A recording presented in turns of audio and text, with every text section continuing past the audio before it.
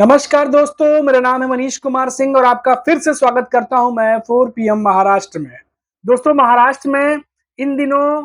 जो नेता हैं जिनकी चर्चा इन दिनों ज़्यादा चल रही है वो है देवेंद्र फडणवीस। क्योंकि उनके नाम पर जो है बार-बार चर्चा चल रही है कि क्या वो बीजेपी के नए अध्यक्ष जो है वो होंगे? क्योंकि उनका नाम जो है सुनने में आ रहा है कि लिस्ट में आगे चल रहा है और कई सारी ऐसी रिपोर्ट्स आ रही हैं जिसमें ये बातें भी हो रही हैं और ये इन बातों की वजह से देवेंद्र फडणवीस का नाम जो है लगातार चर्चा में। और इन दिनों देवेंद्र फडणवीस जो है वो पार्टी के कार्यकर्ताओं के साथ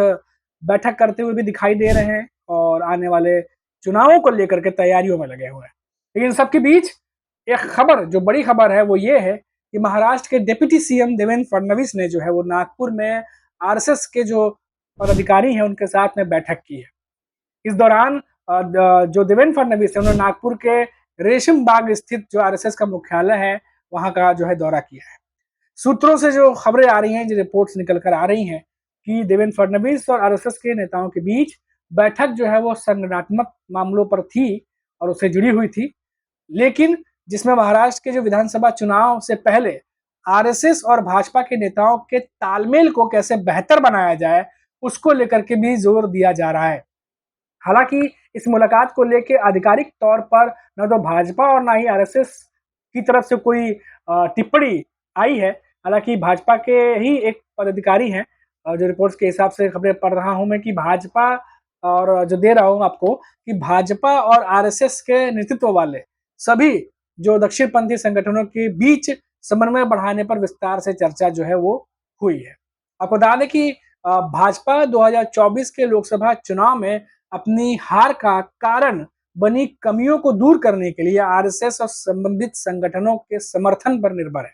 क्योंकि हमने देखा कि लोकसभा चुनावों के बाद में भी आरएसएस की तरफ से भी नाराजगी की खबरें लगातार आ रही थी और कई सारे सजेशंस और कई सारे बातें उनकी तरफ से जो है वो कन्वे की गई थी, भेजी गई थी कि इन बातों पर अमल होना चाहिए। लेकिन खबरें ऐसी आई कि शायद उन बातों पर अमल नहीं किया गया और कई जगह से कुछ ऐसे कैंडिडेट्स को भी टिकट दे दिया गया जहां से आरएसएस नहीं चाह रही थी कि उन्हें टिकट दिया जाए। और कई सारे जमीन लेवल पे, ग्राउंड लेवल पे जो काम होते हैं उसको देखते हुए अंदाजा लग जाता है कि कौन से नेता जीतेंगे कौन से नहीं, और उनके हिसाब से जो है वो फीडबैक भी दिया गया था, लेकिन नहीं हुआ, जिसके बाद से आरएसएस जो है वो नाराज थी, ऐसी खबरें आती रही। अब आपको बता दें कि जो ये कमियां थी उनको दूर करने के लिए आरएसएस और संबंधित जितने भी संगठन हैं और जो नेता हैं साथ में काम करने की योजना बना रहे हैं, जिसमें भाजपा के 28 में से केवल 9 सीटें जीतकर जो खराब प्रदर्शन उन्होंने किया था उसको भी जो है खत्म किया जा सके, विधानसभा चुनाव में उसकी कमी को दूर किया जा सके। मुख्यमंत्री एकनाथ शिंदे की नेतृत्व वाली गठबंधन सहयोगी शिवसेना और उप मुख्यमंत्री अजित पवार के नेतृत्व वाली एनसीपी के साथ ये 48 में से केवल 17 सीटें जीतने में सफल रहे, जबकि विपक्षी महाविकास आघाड़ी 30 सीटें जीत करके चली गई। और अक्टूबर में जो चुनाव है उसके मद्देनजर भाजपा अपनी चुनावी स्थिति सुधारने के लिए कोई भी मौका नहीं छोड़ना चाहती। पार्टी को महायुति के भीतर भी चुनौतियों का सामना करना पड़ रहा है, जहां एकनाथ शिंदे और अजित पवार दोनों ही अपने संगठन और चुनावी संख्या को मजबूत करने की लगातार कोशिश कर रहे हैं। क्योंकि आपने देखा होगा कि दोनों ही दलों की तरफ से लगातार दावे किए जा रहे हैं कि कितने सीटों पर वो चुनाव लड़ रहे हैं।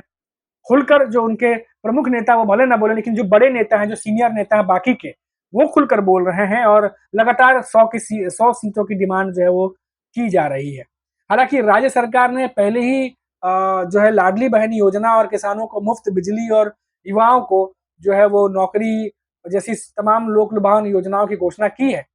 लेकिन रणनीतिकारों का मानना है कि आम जनता तक पहुंचने के लिए इस समय जो स्थिति है वो कार्यकर्ताओं के व्यापक समर्थन की आवश्यकता है, न कि सिर्फ ये स्कीम। बल्कि ये स्कीम तो थोड़ा बहुत काम कर सकती है, लेकिन और भी कई सारे ऐसे काम हैं जो किए जाने जरूरी है। जो भाजपा के जो नेता हैं चंद्रशेखर बावनकुले, उन्होंने कहा कि पार्टी जो है 9 से 16 अगस्त तक एक आउटरीच कार्यक्रम की योजना बना रही है। अब इस आउटरीच कार्यक्रम में क्या होगा और क्या इसकी अवधि होगी? इस अवधि के दौरान नेता और कार्यकर्ता सरकार द्वारा शुरू की गई कल्याणकारी योजनाओं को लोगों तक ले जाएंगे ताकि उसका प्रचार प्रसार हो सके। और जो काम, यही काम जो है वो एकनाथ शिंदे और अजित पवार जो है करने की योजना तैयार कर रहे हैं अपने इलेक्शन कैंपेन में। पार्टी के एजेंडे में एक और मुद्दा है कि एमबीए के प्रति बढ़ते जो बाकी के समुदाय, उनका समर्थन जो उन्हें मिल रहा है, उन्हें कैसे उनसे कैसे मुकाबला किया जाए। बता दें कि महाराष्ट्र में उप मुख्यमंत्री देवेंद्र फडणवीस ने पिछले महीने राष्ट्रीय स्वयंसेवक संघ यानी आरएसएस प्रमुख मोहन भागवत से भी मुलाकात की थी और देवेंद्र फडणवीस ने 5 जुलाई की शाम को मुंबई से नागपुर पहुंचे और फिर उसके बाद जो है सीधा आरएसएस मुख्यालय गए थे, जहां उन्होंने लगभग 1 घंटे तक मोहन भागवत से मुलाकात की थी। हालांकि देवेंद्र फडणवीस और मोहन भागवत के बीच बैठक में क्या बातचीत हुई है इसका तत्काल पता नहीं चल पाया था, लेकिन ये मुलाकात ऐसे समय में हुई जब भाजपा का नया राष्ट्रीय अध्यक्ष चुना जाना है और इसी चीज को लेकर के लगातार अटकलें जो है वो चल रही हैं। अब देवेंद्र फडणवीस हालांकि अभी महाराष्ट्र में ही काम करना चाहते हैं जैसा उन्होंने कहा था, लेकिन भाजपा अध्यक्ष पद के लिए उनका नाम भी चल रहा है। बता दें कि जब लाल कृष्ण आडवाणी को जो है वो भाजपा का अध्यक्ष पद जो है वो छोड़ना पड़ा था, तब आरएसएस ने पार्टी को संभालने के लिए नागपुर से नितिन गडकरी को भेजा था। इस बार के लोकसभा चुनाव में भाजपा का प्रदर्शन अपेक्षा के अनुरूप नहीं रहा, इसलिए माना जा रहा है कि भाजपा के नए अध्यक्ष का नाम नागपुर से ही आएगा, ऐसा खबर है, चर्चा है। उल्लेखनीय है कि भाजपा अध्यक्ष और जो जेपी नड्डा है उनका विस्तारित कार्यकाल जो 30 जून 2024 को समाप्त हो चुका है और अब अगले जो अध्यक्ष है उनके चुनाव है वो करने हैं। बता दें कि करीब 2 महीने पहले भाजपा के ही राष्ट्रीय अध्यक्ष जेपी नड्डा से एक इंटरव्यू के दौरान जब पूछा गया कि पूर्व प्रधानमंत्री अटल बिहारी वाजपेयी के समय और अब के बीच में आरएसएस की स्थिति कैसे बदली है, तो इस सवाल के जवाब में जेपी नड्डा ने कहा था कि शुरू में हम अक्षम होंगे, थोड़ा कम होंगे, तब आरएसएस की जरूरत पड़ती थी, आज हम बढ़ गए हैं और सक्षम हैं और बीजेपी जो है वो अपने आप को खुद चलाती है, यही अंतर है। तो इस तरह के कुछ बयान आए थे, इसके बाद से लगातार जो है वो मनमुटाव की खबरें थी और ऐसा लग रहा था कि आरएसएस और बीजेपी के बीच में दूरियां बढ़ गई हैं, नाराजगी हो गई है, तो ये सब बातें जो है लगातार चल रही थी। लेकिन अब महाराष्ट्र में लोकसभा चुनाव के बाद से ऐसा लग रहा है कि वापस से जो है वो बीजेपी के नेता समन्वय बनाना चाह रहे हैं। उन्हें समझ में आया है कि कहाँ कहाँ गलती हुई है और वो गलती नहीं दोहराना चाह रहे हैं। गलती नहीं दोहराने का कारण जो है वो स्पष्ट है, क्योंकि उन्हें अंदाजा है कि अगर ये गलतियां दोहराई जाएंगी तो इसमें कोई शक नहीं कि विधानसभा चुनाव में महाराष्ट्र में जो है सरकार जो है वो सत्ता से बेदखल हो सकती है, सत्ता बदली जा सकती है, क्योंकि लोकसभा चुनाव के परिणाम इस बात को स्पष्ट करते हैं। इसीलिए अब कोई भी गलती नहीं करना चाहते। लेकिन एनडीए गठबंधन को क्या हरा पाना इतना आसान होगा, क्योंकि जिस तरीके से शरद पवार उद्धव ठाकरे रणनीति बना रहे हैं और जिस तरीके से दिल्ली जाकर के अभी उनकी बैठक होनी है इंडिया ब्लॉक के नेताओं के साथ,